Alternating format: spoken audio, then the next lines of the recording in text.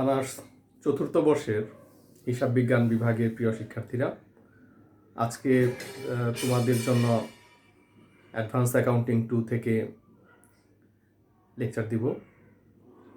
এবং অনেক দিন পরে, প্রায় তোমরা তো থার্ড ইয়ার সম্পন্ন করেছিলে 2020 সালে, তারপরে থেকে ফোর্থ ইয়ারের আসলে কোনো ক্লাস বা অনলাইনে যে সমস্ত ভিডিও বা কোনো কিছুই কিন্তু আমরা আসলে তোমাদেরকে নির্দেশনা দিইনি। এই মুহূর্তে আসলে বলতে চাই যে অনার্স ফোর্থ ইয়ার তোমাদের সিনিয়র যে ব্যাচটি রয়েছে, যাদের পরীক্ষা সম্পন্ন হয়েছে কিন্তু ভাইভা এখন পর্যন্ত শেষ হয়নি, অর্থাৎ আমরা ভাইভা ভর্তি যেটাকে বলি, সেই পরীক্ষাটা এখনও সম্পন্ন হয়নি ওদের। তো জাতীয় বিশ্ববিদ্যালয়ের যদিও একটি নির্দেশনা ছিল যে 31শে মার্চের মধ্যে সম্পন্ন করার, কিন্তু 31শে মার্চ শেষ হয়ে যাচ্ছে। পরবর্তীতে বিশ্ববিদ্যালয় খুলবে সরকার নির্দেশনা অনুযায়ী, এবং এরপরে আবারও এই ভাইবার যে পরীক্ষাটি বাকি রয়েছে সেটি সম্পর্কে হয়তো নির্দেশনা আসবে। আর যারা থার্ড ইয়ার সম্পন্ন করেছিলে তাদের জন্য আসলে এই লেকচারটি আসবে।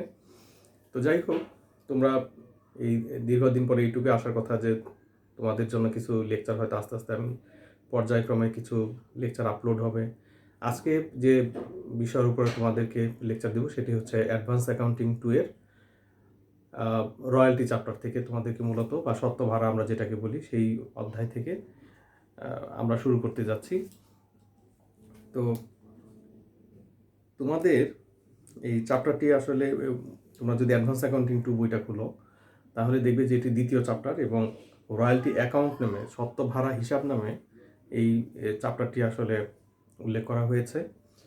তো যাই হোক, এই প্রাথমিক আলোচনার সাথে সাথে আরেকটি কথা বলে রাখি, সেটি হচ্ছে যে এখন কোভিড পরিস্থিতি।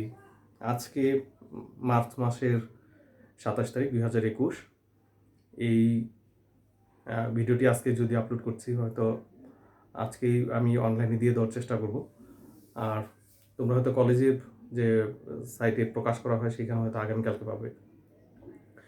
তো যাই হোক, এই কোভিডকালে নিশ্চয়ই আজকেও তো যদি তোমরা খবর দেখো তাহলে দেখবে যে মৃত্যুর সংখ্যা কিন্তু আবার ধীরে ধীরে বাড়তেছে। অর্থাৎ আমরা কিন্তু বুঝতে পারতেছি এটি বাংলাদেশের জন্য সেকেন্ড ওয়েভ চলতেছে। আসলে শীতকালটা বরং ভালো গিয়েছে, এই সময় মৃত্যুর হারও কম ছিল, সংক্রমণের হারও কম ছিল। এখন প্রতিদিনই কিন্তু মৃত্যুর হার বেড়ে যাচ্ছে এবং সংক্রমণের হারও বেড়ে যাচ্ছে। তো তোমাদের অভিভাবক যারা আছে, তারা এই 40 বছরের চেয়ে বেশি বয়স্ক, অবশ্যই তাদেরকে টিকা নিতে উদ্বুদ্ধ করবে। তারা, এটি তোমাদের নৈতিক দায়িত্ব। অপরদিকে হচ্ছে তোমরা ঘরে নিরাপদে থাকো, কারণ সরকার শিক্ষা প্রতিষ্ঠান বন্ধ রেখেছে, মানে হচ্ছে তুমি যাতে বাইরে বেশি চলাফেরা না করো এবং নিজেকে নিরাপদে রাখতে পারো।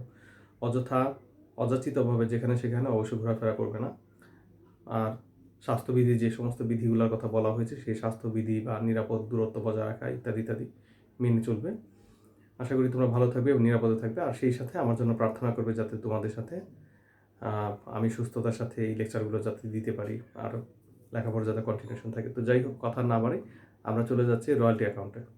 প্রথমেই আসি, আমি একটু গোড়ার কথাটা একটু বলে নিই। আমরা আগে এই রয়্যালটি অ্যাকাউন্টের বাংলা বলেছি সত্ত্ব ভাড়া হিসাব। আর প্রাথমিক আলোচনাতে যেটি বলতে চাই সেটি ধরো যে এইরকম আমরা বাংলাদেশে অবশ্য সচরাচর দেখি, কারণ বাংলাদেশে বহু রাইটার আছে। রাইটার মানে লেখক। তারা হতে পারে খুব ভালো লেখক, তারা বই লেখেন বিভিন্ন বিষয়বস্তুর উপরে, কিন্তু তার কাছে যদি এরকম না থাকে, পর্যাপ্ত পরিমাণ মূলধন যদি না থাকে, অথবা ঝুঁকি গ্রহণ করা মানসিকতা যদি না থাকে, তাহলে ওই বইটা কিন্তু সে প্রকাশ করতে পারে না। এটা তার জন্য একটি ঝুঁকি গ্রহণে অক্ষম, অথবা মূলধনের যে সমস্ত ঘাটতি রয়েছে সেটার অপ্রতুলতার কারণে, বা মূলধনের অপ্রতুলতার কারণে সে বই প্রকাশ করতে পারে না। এখন এমন যদি হয় যে, অথবা যদি আমরা খনির কথা বলি, যে খনি থেকে খনিজ সম্পদ উত্তোলন করা হবে, সেই উত্তোলন করার জন্য ভূমি মালিকের যথেষ্ট পরিমাণ অর্থ যদি না থাকে, বা টেকনোলজি যদি তার কাছে না থাকে, বা মূলধনের যদি ঘাটতি থাকে, বা মূলধন যদি না থাকে অথবা ঝুঁকি গ্রহণ করতে না পারে, সেই ক্ষেত্রে সে যার কাছে এই মূলধন রয়েছে, বা যিনি এই বিষয়ে যথেষ্ট পরিমাণ জ্ঞান রাখে, বা যার কাছে মূলধন আছে, যিনি এখান থেকে খনিজ সম্পদগুলো উত্তোলন করতে পারে, তাকে এই যে বইয়ের কথা বললাম যে কোনো পাবলিশারকে বই লেখার অনুমতি দিল, অথবা ভূমি মালিক তার ভূমির নিচ থেকে খনিজ সম্পদ উত্তোলন করার যে অধিকার প্রদান করলো, এর বিপরীতে এই যে বই যিনি লিখেছেন, গ্রন্থ সত্য তার নিকটেই থাকে। তো পাবলিকেশন থেকে যদি এমন হয় যে উৎপাদন অথবা বিক্রয়ের উপর ভিত্তি করে যদি ন্যূনতম পরিমাণ অর্থ প্রাপ্তি যদি তার ঘটে, অর্থাৎ পাবলিকেশন যদি তাকে কোনো টাকা দেয়, যে হতে পারে সেটি যে যত বই ছাপানো হবে তার উপরে ভিত্তি করে, অথবা হতে পারে যত বই বাজারে বিক্রয় হবে তার উপর ভিত্তি করে। তো এই যে ঝুঁকি হ্রাস করলো সে, এবং সে ওখান থেকে ন্যূনতম একটা আয় করলো, এটি হচ্ছে যে লিজ দাতা যিনি, অর্থাৎ যিনি এটা ভাড়া দিচ্ছেন তার জন্য এটা একটি আয়, আর যিনি নিচ্ছেন তার জন্য এটি একটি খরচ। তো এইটাকেই আসলে মূলত এই রয়্যালটি বা সত্ত্ব বলা হয়, বা সত্ত্ব ভাড়া বলা হয়। যে পরিমাণ ভাড়া দিচ্ছে বা খনি থেকে যে পরিমাণ উত্তোলন করছে তার তো উঠানোর সামর্থ্য নাই, সে উঠাতে পারবেও না। তাইলে যাকে উঠানোর জন্য অনুমতি দেওয়া হলো সে যে পরিমাণ অর্থ পরিশোধ করতেছে সেটাকে আমরা রয়্যালটি বলছি। এখন এই যে রয়্যালটির যে বিষয়টা, আশা করি তোমরা একটু হলেও বুঝতে পারছো। তো এটা যদি আমরা এইভাবে সংজ্ঞা বলি যে কোনো সম্পদের ব্যবহার করার যে অধিকার প্রদান করা হয়, এই অধিকারের বিপরীতে যে অর্থ প্রাপ্তি বা প্রদান ঘটে, এটা যিনি গ্রহণ করবেন, লিজ গ্রহীতার জন্য এটি, আবার বলছি, লিজ গ্রহীতার জন্য খরচ, এবং লিজ যিনি দাতা তার জন্য এটি আয়। সেই যে পরিমাণ এখানে যে লেনদেনটা সংগঠিত হয় এই অধিকার দেওয়ার বিপরীতে বা সম্পত্তি ব্যবহারের বিপরীতে, সেটাকে আমরা মূলত রয়্যালটি বলছি। তো দেখো, এইখানে আমরা আসলে যে বিষয়টি বলছি সেটি হচ্ছে যে সত্ত্ব ভাড়ার ব্যাপারটা হলো সাধারণত ভাড়ার অনুরূপ আয় ব্যয়বাচক একটি বিষয়। এটি ইজারা গ্রহীতাকে আমরা বলছি লিজি, যিনি লিজটা গ্রহণ করবে, অর্থাৎ যিনি লিজ দিবেন, অর্থাৎ লিজ দাতা, তাকে আমরা বলি লেজর, এবং যিনি লিজ গ্রহণ করবেন তিনি হচ্ছেন লিজি। যে তাহলে ইজারা গ্রহীতা সম্পদের মালিক বা সত্ত্বদাতাকে প্রদানযোগ্য একটি বিনিময় মূল্য। তাইলে সম্পদ ব্যবহার করার এটি একটি বিনিময় মূল্য আমরা বলতে পারি এই রয়্যালটিকে। আমাদের দেশে খনি সম্পদগুলোর মালিক আসলে সরকার। আমাদের দেশে এই ধরনের উদাহরণ আমরা বিশেষ করে বই ছাড়া পুস্তকের বেলায় আমরা দেখি যে বিভিন্ন রাইটারের কাছ থেকে বিভিন্ন পাবলিকেশনগুলা বই ছাপানোর একটা অনুমতি নিয়েছে। বিভিন্ন ধরনের বই হতে পারে, যেমন হুমায়ুন আহমেদের বই যদি অনন্যা পাবলিকেশন বা সময় পাবলিকেশন এরা যদি প্রকাশ করে, বা আরও যারা আছে তারা এর বিপরীতে তার উত্তরাধিকারীদেরকে যে টাকাটা দেবে সেটাই হচ্ছে রয়্যালটি। তো এই যে তোমার সরকারের কথা বললাম, বই বাদে যদি আমরা বলছিলাম যে বাংলাদেশের যে খনিজ সম্পদগুলো রয়েছে, সেই খনিজ সম্পদের প্রকৃত মালিক কিন্তু আমাদের দেশের রাষ্ট্র। অর্থাৎ তোমার ভূমির নিচে যদি কোনো খনিজের অবস্থান থাকে, সেইটার মালিক কিন্তু আমাদের দেশের প্রচলিত ভূমি আইন অনুযায়ী বা খনিজ সম্পদের যে সমস্ত মানে খনিজ সম্পদের যে আইন কানুন রয়েছে এই দেশে, সেগুলার নির্দেশনা হচ্ছে যে এই সম্পদগুলোর মালিক হচ্ছে আমাদের রাষ্ট্র। তাই রাষ্ট্র যদি এমন হয় যে পেট্রোবাংলা আমাদের দেশে খনিজ সম্পদ উত্তোলন করে, সাধারণত এক্সপ্লোরেশন যেটা করে, তো সেটা হচ্ছে আমাদের দেশে পেট্রোবাংলা সাধারণত করে, কিন্তু পেট্রোবাংলার এত পরিমাণ মূলধন নাই, কিংবা এত পরিমাণ জনশক্তি নাই, অথবা এরকম পরিমাণ অভিজ্ঞতাও নাই যে সে সাগর থেকে অথবা যে কোনো স্থান থেকে সে খুব সহজেই খনিজ সম্পদ আহরণ করতে পারে। তো এই অসুবিধার জন্য আমাদের দেশে পেট্রোবাংলা কী করে, পেট্রোবাংলা আবার সে তার সাবসিডিয়ারি কোম্পানির মাধ্যমে দেখা যায় যে সাবসিডিয়ারি কোম্পানি গঠন করে এবং সেখানে বিনিয়োগকারীদেরকে নিয়ে আসে।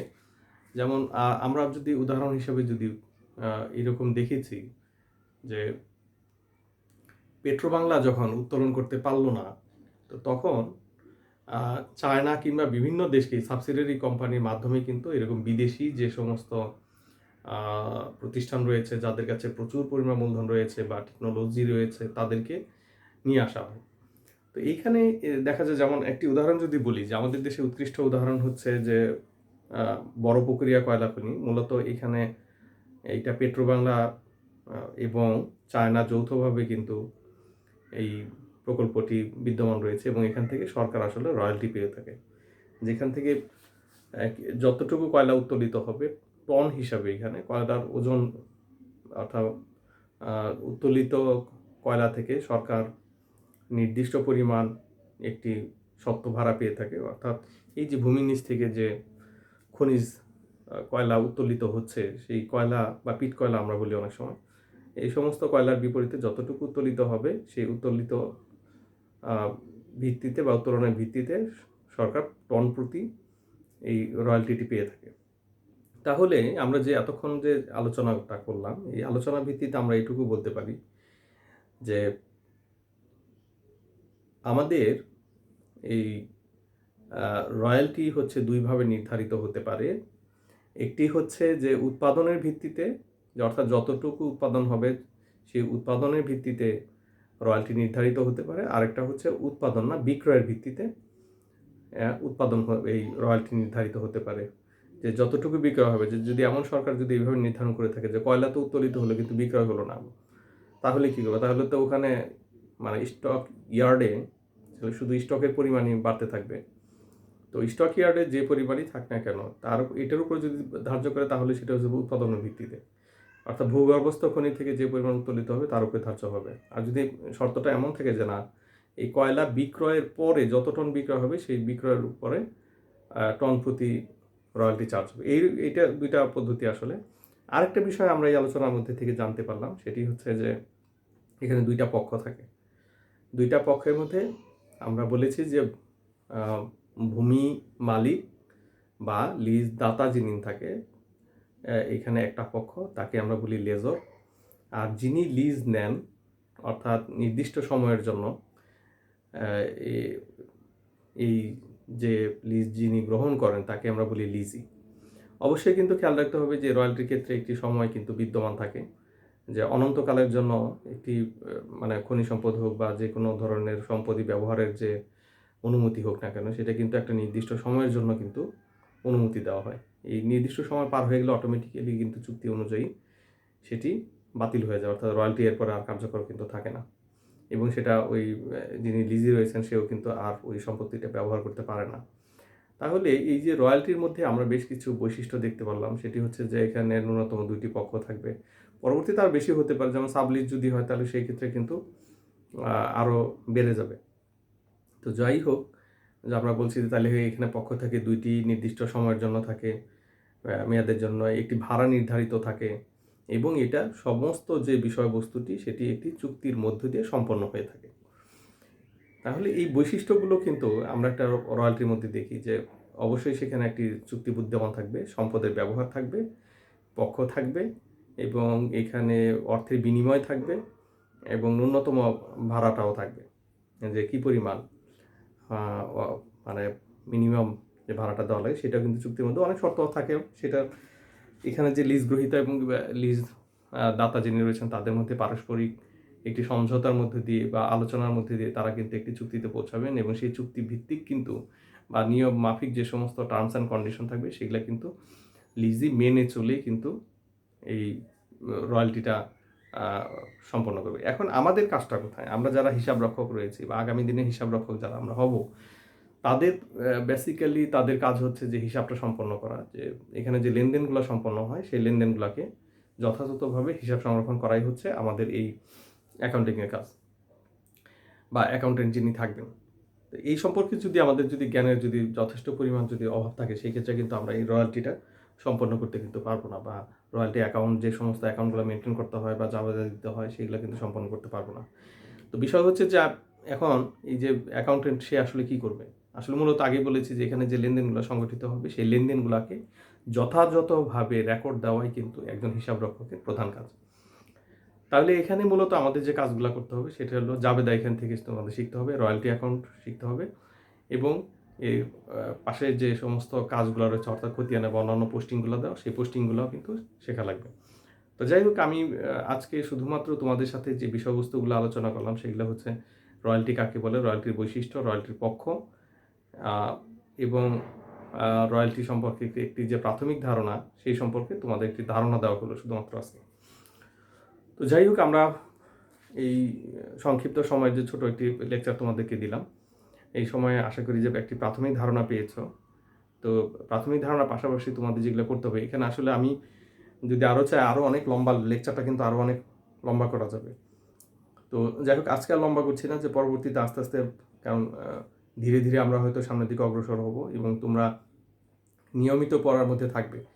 তো আজকে শুধু এইটুকু জানানো যে আমরা এই অ্যাডভান্স অ্যাকাউন্টিং 2 থেকে তোমাদেরকে ইন্ট্রোডাকশন করানোর জন্য কিংবা ভবিষ্যতের নির্দেশনার জন্য যে একটু একটু করে পড়ার লেখাপড়া এগিয়ে নেওয়ার জন্যই আসলে এই ভিডিওগুলো তোমাদেরকে দেওয়া। আর তোমরা অবশ্যই, আবারও বলছি যে করোনা কিন্তু বেড়ে যাচ্ছে। গত বছর এরকম সময়ে সরকার কিন্তু পর্যায়ক্রমে কিন্তু লকডাউন দিচ্ছিল। তো আশা করি এই বছর হয়তো লকডাউন দিবে না, বা সরকার এখন লকডাউন দেওয়ার কোনো রকম ঘোষণা দেয়নি, কিন্তু তার অর্থ এই না যে আমরা স্বাধীন। আমরা অবশ্যই রোগ জীবাণু থেকে স্বাধীন না, আমরা ব্যক্তি পর্যায়ে স্বাধীন সেই অর্থে নয় যে রোগ জীবাণুর কাছ থেকে কিন্তু আমরা স্বাধীন না, আমরা কিন্তু মুক্ত না। অতএব রোগ জীবাণুর হাত থেকে যদি আমাদের বাঁচতে হয়, আমাদের যদি নিরাপদে থাকতে হয়, তাহলে কিন্তু অবশ্যই আমাদের রাষ্ট্র থেকে যে সমস্ত নির্দেশনা রয়েছে সেগুলো যথাযথভাবে পালন করা কিন্তু একটি নাগরিকের কর্তব্য।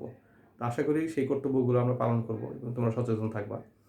আবারও বলছি, শুরুতেও বলেছি, আর তুমি সুস্থ থাকলে একমাত্র তোমাকে দিয়ে ভালো রেজাল্ট করানো সম্ভব, তোমার ক্যারিয়ার ডেভেলপ করে দেওয়া সম্ভব, বা নির্দেশনা যদি শোনো তাহলে তুমি সে সফল হবে আর কি। তো যাই, তোমাদের জন্য প্রার্থনা থাকলো, তোমাদের জন্য শুভকামনা থাকলো যে তোমরা নিয়মিত ভিডিও দেখবা এবং শুনবা এবং লেখাপড়া চালিয়ে যাবা। তো যাই, পরবর্তী লেকচার দেওয়ার আগ পর্যন্ত তোমরা ভালো থাকবে, সুস্থ থাকবে। আজকে তোমাদের কাছ থেকে বিদায় নিচ্ছি। আল্লাহ হাফেজ।